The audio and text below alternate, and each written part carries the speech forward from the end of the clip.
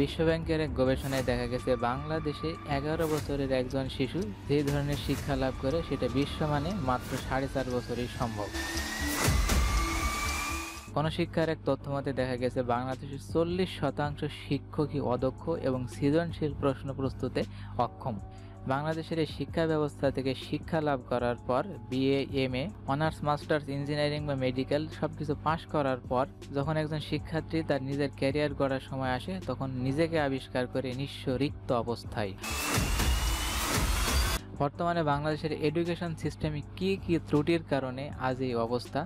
একটা দেশকে উন্নত করার জন্য সবচেয়ে গুরুত্বপূর্ণ যে সেক্টর সেটা হচ্ছে শিক্ষা ব্যবস্থা। আর এই শিক্ষা ব্যবস্থা পঙ্গু হয়ে থাকার পিছনে কারণ কি কি, এর সমাধান কি কি হতে পারে এবং আমরা কি কি করতে পারি নিজেদের জায়গা থেকে। আজকের এই ভিডিওতে শিক্ষা ব্যবস্থার ত্রুটি এবং এর থেকে উত্তরণের কি কি ব্যবস্থা নেওয়া যেতে পারে সেই বিষয়ে আলোচনা করা হবে। যদি মোটা দাগে বলতে চাই আমাদের শিক্ষা ব্যবস্থার ত্রুটিটা আসলে কি, কোন ভুলের কারণে আমরা এখনো পিছনে পড়ে আছি। সবচেয়ে বড় সমস্যা হচ্ছে আমাদের শিক্ষা ব্যবস্থা বাস্তবমুখী নয়। শিক্ষা ব্যবস্থার সবচেয়ে বড় প্রবলেম হচ্ছে lack of actual needed innovation. সেই ধরনের ইনোভেশন প্রয়োজন আমাদের শিক্ষা ব্যবস্থায়, সেই ইনোভেশনটা আমরা নিয়ে আসতে পারি না। আমাদের শিক্ষা ব্যবস্থা প্রাসঙ্গিক নয়। বর্তমান সময়ে আমরা যেটা নিয়ে পড়াশোনা করছি সেটা ক্যারিয়ার গড়ার সময় বাস্তবিক হয়ে ওঠে না। আমাদের সবার প্রথম সমস্যাটা হচ্ছে ফিউচার ডিমান্ডিং এডুকেশন সিস্টেম। আমরা যে এডুকেশন সিস্টেমে বিলং করছি, আজকে যেটা নিয়ে আমি পড়াশোনা করছি, সেই পড়াশোনার পর আমি যখন ক্যারিয়ার গড়ব, সেই ক্যারিয়ার গড়ার সময় সেটা কতটা প্রাসঙ্গিক সেটাই দেখার বিষয়। বিডি জবসের ফাউন্ডারের মতে আমাদের দেশে যতজন চাকরি চাচ্ছে বা চাকরি প্রার্থী আছে তারা যে ধরনের স্কিল সেটস আছে বা পারদর্শিতা আছে সেই ধরনের পারদর্শিতা আমাদের শিক্ষার্থীদের মাঝে নাই। অথচ আমি পড়াশোনা করেছি যেই বিষয়টা নিয়ে সেই বিষয়টা নিয়ে চাকরি পাচ্ছি না। এক কথায় বলতে গেলে কর্মীরা বলছে চাকরি নাই, কোম্পানি বলছে দক্ষ লোক নাই। সোজা কথা, আমরা যেটা নিয়ে পড়াশোনা করছি সেই শিক্ষা ব্যবস্থা ফিউচারের জন্য ইফেক্টিভ না। পড়াশোনা করতে হবে যুগ উপযোগী এবং আগামী দিনের ভবিষ্যৎকে মাথায় রেখে, আগামী দিনের চাহিদাকে মাথায় রেখে যদি পড়াশোনাকে না করানো যায় তাহলে সেটা কখনোই বাস্তবিকভাবে প্রয়োগ করা সম্ভব নয় কর্মজীবনে।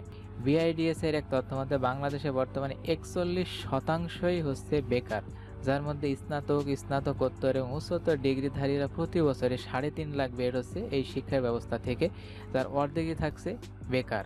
স্কুল কলেজে পড়ার সময় আমাদেরকে কেউ যখন জিজ্ঞেস করতো যে তুমি বড় হয়ে কি হবে, তখন আমরা সোজা সাপটা একটা জবাব দিয়ে দিতাম, আমরা ডাক্তার অথবা ইঞ্জিনিয়ার হব।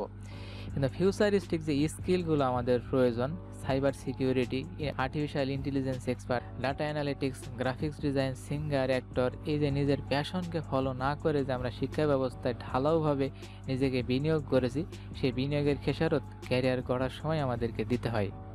পড়াশোনা করার সময় একটা জিনিস সবচেয়ে বেশি উপেক্ষিত থাকে, সেটা হচ্ছে নিজের প্যাশন বা ইচ্ছাশক্তি। আমরা হয়তো অনেকে 3 ইডিয়েট মুভিটা দেখেছি। স্কুলে 10 বছর, কলেজে 2 বছর এবং ইউনিভার্সিটিতে 4 থেকে 6 বছর পড়াশোনা শেষ করার পর যখন দেখি আমার জন্য কোনো ক্যারিয়ারের সুযোগই নাই, তখন নিজেকে নিঃস্ব ছাড়া আর কিছুই মনে হয় না। আমাদের শিক্ষা ব্যবস্থায় কোনো প্রাসঙ্গিকতা নাই বা ভবিষ্যৎ জীবনে আমাদের যেটা প্রয়োজন সেটার কোনো উল্লেখই নাই। উদাহরণ দেব, উদাহরণস্বরূপ মনে করেন ইংরেজিতে কমিউনিকেশন করা বা কম্পিউটারে পারদর্শিতা। বর্তমানে চাকরির বাজারে সবচেয়ে দুটি জরুরি প্রয়োজন, একটা হচ্ছে ইংলিশে কমিউনিকেশন করা ফ্লুয়েন্টলি এবং কম্পিউটারের বেসিক জানা, Microsoft Excel, Word, PowerPoint presentation making, এই ধরনের যে স্কিলগুলো সেগুলো আমাদেরকে প্রাসঙ্গিকভাবে সিলেবাসের সাথে সংযুক্তিতা নাই। একটা ভালো সিভি তৈরি করা, ভালোভাবে ইংলিশে কমিউনিকেশন করা এবং কম্পিউটারে পারদর্শিতা সবচেয়ে জরুরি প্রয়োজন হয়েছে বর্তমান চাকরির ক্ষেত্রে। গবেষণায় দেখা গেছে বর্তমানে ইংলিশে কমিউনিকেশন এবং কম্পিউটার পারদর্শিতা আছে মাত্র 16% গ্র্যাজুয়েট শিক্ষার্থীর ভিতর। ব্রাক ইউনিভার্সিটি এবং বিআইজিডির এক পরিসংখ্যান থেকে দেখা গেছে ইংলিশে কমিউনিকেশন করতে পারার মতো কনফিডেন্ট আছে বা কম্পিউটার চালানোর পারদর্শিতা আছে এমন স্নাতক এবং স্নাতকোত্তর শেষ করে এসেছে মাত্র 14% শিক্ষার্থী। এর মাঝে আবার কারিগরি ট্রেনিং হয়েছে মাত্র 12%-এর মতো, কিন্তু প্রায়োগিক ক্ষেত্রে সেটা অপ্রতুল এবং দক্ষতার বেলায় একেবারেই নাই। পড়াশোনার পাশাপাশি কোনো প্রকার স্কিল রপ্ত করেনি, আউট অফ দ্য বক্স চিন্তা ভাবনা কখনোই রাখেনি, এরকম স্টুডেন্টের সংখ্যা সবচেয়ে বেশি। যদি আপনার পড়াশোনার পাশাপাশি অন্য কোনো স্কিল থাকে তাহলে আপনি যে কোনো কিছু করতে পারবেন আপনার প্রধান ক্যারিয়ার গড়ে ওঠার আগ পর্যন্ত। আমাদের এই শিক্ষা ব্যবস্থা আরও পিছনে পড়ে থাকার মধ্যে অন্যতম একটা কারণ হচ্ছে দক্ষ প্রশিক্ষক নাই এবং উন্নত ল্যাব ব্যবস্থা নাই। আমাদের শিক্ষা ব্যবস্থার অতি প্রাচীন একটা ট্রেন্ড হচ্ছে কোচিং বা টিউশন। এই কোচিং বা টিউশন নিয়ে আমি নতুন করে কিছু বলবো না। শিক্ষকরা কোচিং বা টিউশনের দিকে কেনই বা অনুপ্রাণিত হবে না, কারণ তাদের যে বেতন ভাতা বা প্রমোশনের ব্যবস্থা সবচেয়ে জঘন্যতম। পুরো পৃথিবীর ভেতরে শোচনীয় পর্যায়ে আছে বাংলাদেশের শিক্ষকদের বেতন। দেশের পেশাজীবীদের মধ্যে সবচেয়ে কম বেতন পায় প্রাথমিক, মাধ্যমিক এবং ভার্সিটির শিক্ষকরা।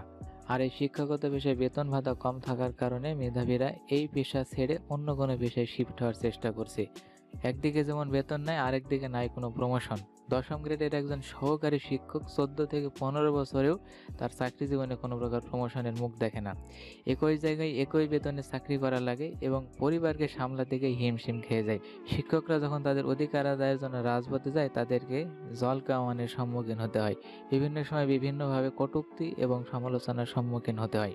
বলা হয়ে থাকে শিক্ষাই জাতির মেরুদণ্ড, আর শিক্ষকরাই হচ্ছে মানুষ গড়ার কারিগর। কিন্তু যে শিক্ষকরা এইভাবে সমাজে বঞ্চিত, তারা কিভাবে এই জাতিকে উন্নত করবে? বর্তমানে যারা উন্নত দেশ এবং বাংলাদেশের মতো উন্নয়নশীল যে দেশগুলো আছে, যেমন ভুটান, ভিয়েতনাম, কোরিয়া, জাপান, এই সমস্ত দেশগুলোর শিক্ষকদের জন্য শতভাগ ট্রেনিংয়ের ব্যবস্থা রেখেছে এবং তাদের নিয়োগের ক্ষেত্রে শতভাগ স্বচ্ছতা এবং সবচেয়ে দক্ষ, সেই সাথে মেধাবীদের প্রাধান্য দেওয়া হয়ে থাকে, বিশেষ করে প্রাইমারি এবং মাধ্যমিক স্কুলগুলোতে। কিন্তু বাংলাদেশের বেলায় সবচেয়ে লেম স্টুডেন্টগুলো ক্যারিয়ার করতে না পারার কারণে শিক্ষক পদটাকে শেষ পর্যন্ত বেছে নেয়। অর্থাৎ সবচেয়ে লোয়েস্ট শিক্ষার্থীরা বাংলাদেশে শিক্ষক হয়ে আছে। এদের থেকে কি শিখবে আমাদের কোমলমতি শিক্ষার্থীরা? প্রতি বছর উচ্চ শিক্ষা এবং উন্নত জীবন ধারণের জন্য বাংলাদেশের সবচেয়ে মেধাবীরা পাড়ি জমাচ্ছে বিদেশে। তারা সেখানে সেটেল হয়ে যাচ্ছে উচ্চশিক্ষা গ্রহণের পর, আর দ্বিতীয়বার তারা দেশের দিকে ফিরেও তাকাচ্ছে না। এক কথায় মেধার পাচার হয়ে যাচ্ছে বাংলাদেশ থেকে।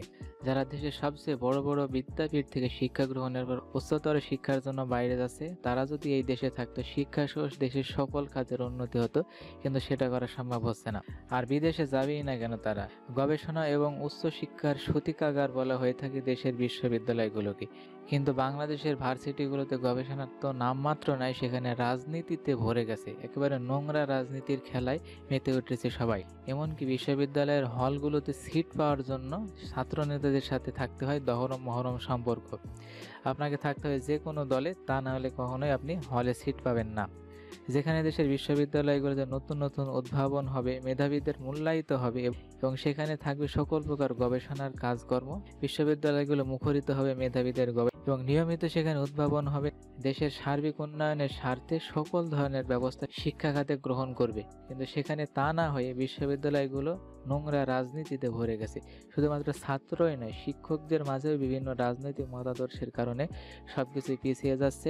বিশ্ববিদ্যালয়গুলোতে গবেষণা এবং শিক্ষা খাতে যতটা বরাদ্দ রাখা হয়, তার চেয়ে কয়েক গুণ বেশি রাখা হয় অতিথি আপ্যায়ন এবং রাজনৈতিক প্রাঙ্গণে। একটা দেশ কিভাবে উন্নত হবে যেখানে গবেষণায় নষ্ট হয়ে যাচ্ছে, আর নতুন নতুন উদ্ভাবনের কথা তো ভুলেই গেছে দেশের বিশ্ববিদ্যালয়গুলো। সরকারি চাকরির আশায় বিশ্ববিদ্যালয়ে পড়াকালীন সময় কোনো রকম মুখস্থ করে একটা সার্টিফিকেট অর্জন করেই তারা ক্ষান্ত হয়ে যাচ্ছে এবং রাত দিন এক করে বিসিএস এর উন্মাদনায় মেতে উঠেছে বিশ্ববিদ্যালয় প্রাঙ্গণ। বাংলাদেশের এডুকেশন সিস্টেমকে আগে বাড়িয়ে নেওয়ার জন্য বর্তমানে প্রয়োজন শিক্ষা বাজেট।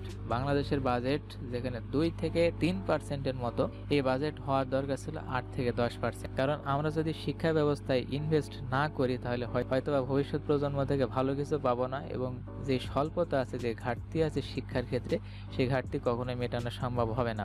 অনেক সময় এটা সাধ্যের অসাধ্য সাধ হয়ে ওঠে, যেমন কিউবা এবং কোরিয়া যখন পশ্চিমা শাসনের অধীনে থেকে শোষিত হচ্ছিল, কিন্তু তারা কখনোই শিক্ষা বাজেটের ক্ষেত্রে কার্পণ্যতা করেনি। সেখানে তারা শিক্ষা বাজেট সর্বোচ্চ দেওয়ার চেষ্টা করেছে, যার ফল আজ তারা ভোগ করছে। একটা দেশ তখনই উন্নতির দিকে এগিয়ে যেতে পারবে যখন তার শিক্ষা ব্যবস্থা উন্নত হবে। আর এই শিক্ষা ব্যবস্থা উন্নত করার জন্য আমাদের প্রয়োজন পর্যাপ্ত বাজেট, যে বাজেটটা পার্শ্ববর্তী যে কোনো দেশের তুলনায় আমাদের দেশে কম। বাজেট বাড়াতে হবে আমাদের এই শিক্ষা ব্যবস্থায়, এবং শিক্ষা ব্যবস্থাকে উন্নত করার জন্য যা কিছু প্রয়োজন তাই করা লাগবে। আমাদের দেশে চলমান যে এডুকেশন সিস্টেম আছে, সেই এডুকেশন সিস্টেমকে ভেঙে নতুন করে একচ্ছত্র এবং একটি মাত্র এডুকেশন সিস্টেমের আওতায় নিয়ে আসতে হবে, এবং সেটা হতে হবে বাস্তবমুখী, কারিগরি শিক্ষা নির্ভর। কারণ বিশ্বের যে দেশগুলো এখন বর্তমানে উন্নত দেশ হিসেবে জাপান, জার্মানি, ইতালি, তাদের কারিগরি শিক্ষার হার যদি দেখেন, সেটা সর্বোচ্চ পর্যায়ে আছে। ফিনল্যান্ড, সুইডেনের মতো দেশগুলোতে এডুকেশন সিস্টেমে প্রাইমারি পর্যায়ে কোনো প্রকার পরীক্ষা রাখা হয় না। শিক্ষার্থীদেরকে মানসিক চাপ কমাতে বিভিন্ন ধরনের শিক্ষা দেওয়া হয় এবং ক্লাস 5 পর্যন্ত তাদেরকে কোনো হোমওয়ার্ক দেওয়া হয় না এবং মাধ্যমিক পর্যায়ে 16 বছর পর্যন্ত যদি কোনো প্রকার প্রয়োজন না হয় তাহলে কোনো প্রকার পরীক্ষা ব্যবস্থাও রাখা হয় না। 16 বছর পর্যন্ত একজন শিক্ষার্থী সে সকল দেশে যা শিখে বাংলাদেশে আমরা গ্র্যাজুয়েশন করা শিক্ষার্থীরাও সেটা পারি না, কারণ তাদের যে এডুকেশন সিস্টেমটা বিল্ড করা হয়েছে নিজেদের ক্যাপাবিলিটির উপর, এবং হোমওয়ার্ক বলে কোনো কিছুই থাকে না। যা কিছু পড়ানো হয় বা যা কিছু শেখানো হয় সেটা বিদ্যালয় প্রাঙ্গণেই। যদিও এই ভিডিওতে শুধুমাত্র নেগেটিভ সাইডই উঠে আসছে আমাদের শিক্ষা ব্যবস্থার, আসলে বাংলাদেশ শিক্ষা ব্যবস্থায় যদি আমরা হাত দিই যদি নেগেটিভ দিকটাই আমাদের হয়তো বা পড়বে। তো এত কথার মাঝে আমাদের সমাধানটা কি? কোন ধরনের পথ অবলম্বন করলে আমাদের এই শিক্ষা ব্যবস্থা উন্নতি হবে বা আমরাও একটা সময় উন্নত দেশের ন্যায় উঠতে পারবো? শিক্ষা ব্যবস্থাকে ঢেলে সাজাতে হবে, বেতন বাড়াতে হবে, শিক্ষকদের প্রশিক্ষিত করতে হবে, সকল প্রকার শিক্ষক এবং প্রশিক্ষকদের দক্ষতার সাথে তাদেরকে গড়ে তুলতে হবে এবং শতভাগ প্রশিক্ষণের ব্যবস্থা রাখতে হবে। জিপিএ অর্জনের জন্য যে অসুস্থ প্রতিযোগিতা আমাদের সমাজ এবং শিক্ষাঙ্গনে চলমান সেটাকে বন্ধ করতে হবে। দক্ষতা বৃদ্ধির দিকে সবচেয়ে বেশি মনোযোগ দিতে হবে, যেটা ভবিষ্যতে আমাদেরকে কর্মজীবনে ইফেক্টিভ হবে সেই ধরনের স্কিলফুল কোর্স অ্যাড করতে হবে আমাদের সিলেবাসে। এবং শিক্ষা ব্যবস্থায় যে এডুকেশন সিস্টেম আছে চিরচরিত সেই সিস্টেমকে ভেঙে কারিগরি শিক্ষামুখী এবং বাস্তবমুখী শিক্ষার ব্যবস্থা করতে হবে। শিক্ষক নিয়োগে সকল প্রকার জটিলতা মুক্ত করতে এবং স্বচ্ছভাবে শিক্ষক নিয়োগ দিতে হবে প্রাথমিক, মাধ্যমিক, কলেজ এবং ভার্সিটিগুলোতে। এবং শিক্ষকদের প্রমোশনের জন্য সবচেয়ে বেশি প্রাধান্য দিতে হবে তাদের গবেষণা এবং পারফরমেন্সকে। সবচেয়ে পিছিয়ে থাকা যে শিক্ষা ব্যবস্থা আছে বিশেষ করে কারিগরি শিক্ষা, যার উপর সবচেয়ে বেশি গুরুত্ব দিচ্ছি, এবং মাদ্রাসা শিক্ষা, সেগুলোকে আরও সামনের দিকে এগিয়ে নিয়ে আসার ব্যবস্থা রাখতে হবে। শিক্ষা খাতে বাজেট রাখতে হবে পর্যাপ্ত, যাতে কোনো প্রকার ঘাটতির না সম্মুখীন হতে হয়। ভিডিও শেষ করব, কিন্তু শেষ করার পূর্বে আরও একটি কথা। দেশের শিক্ষা ব্যবস্থায় যদি উন্নতি না হয় তাহলে কখনোই আমরা উন্নত যে দেশগুলো আছে তাদের মতো হতে পারবো না। ফিনল্যান্ড বা নিউজিল্যান্ড বা যেই ধরনের দেশই বলুন না কেন, তাদের মতো করে যদি আমাদেরকে দাঁড়াতে হয়, নিজেদেরকে স্টেবল করতে হয়, তাহলে তাদের মডেলই অনুসরণ করতে হবে। দেশের শিক্ষা ব্যবস্থাকে আন্তর্জাতিক মানের করতে হবে এবং বাস্তবমুখী করার সর্বোচ্চ চেষ্টাকে বহাল রাখতে হবে। কিন্তু প্রশ্ন হচ্ছে, এই বিড়ালের গলায় ঘণ্টা বাঁধার কাজটা করবে কে?